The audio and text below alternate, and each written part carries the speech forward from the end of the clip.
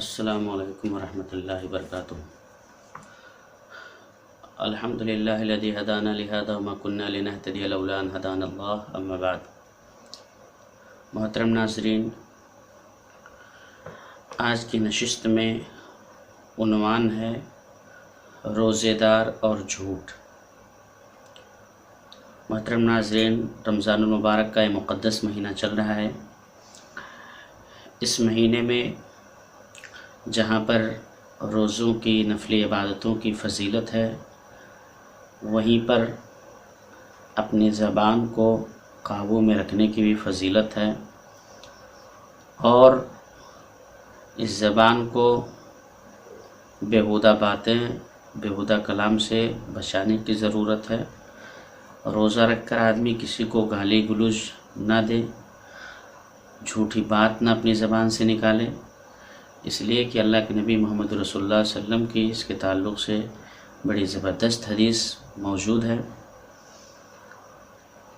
اور اللہ رب العالمین نے قرآن میں یا ایھا الذین آمنوا اتقوا اللہ وقولوا قولا سدیدا کہا ہے کہ ایمان والو سیدھی سیدھی بات بولو، صحیح بات بولو۔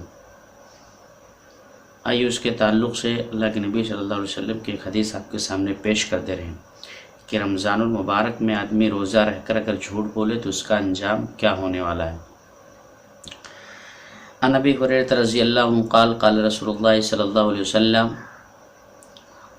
من لم يدع قول الزور والعمل به فليس لله حاجة في ان يدع طعامه وشرابه رواہ البخاری فی کتاب الصوم۔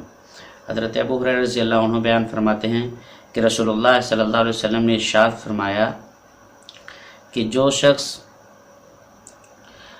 رمضان المبارک کے مہینے میں جھوٹ کو نہ چھوڑے، جھوٹ بولنا نہ چھوڑے اور اس پر عمل کرنا نہ چھوڑے، دغا بازی نہ چھوڑے، تو اللہ تعالیٰ کو ایسے شخص کی کوئی ضرورت نہیں ہے کہ وہ کھانا پانی چھوڑے۔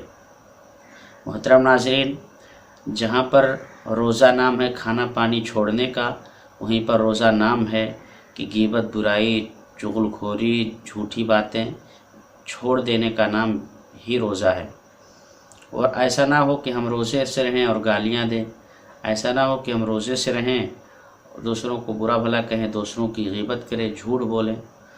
تو اللہ کے نبی صلی اللہ علیہ وسلم نے بیان فرما دیا صاف لفظوں میں کہ اللہ تعالیٰ کو ایسے لوگوں کی روزے کی کوئی ضرورت نہیں جو روزہ رکھتے ہوئے بھی جھوٹ بول رہے ہیں اور جھوٹ بول کر اپنے ایمان سے سمجھوتا، اپنے ایمان کا سودا کر رہے ہیں۔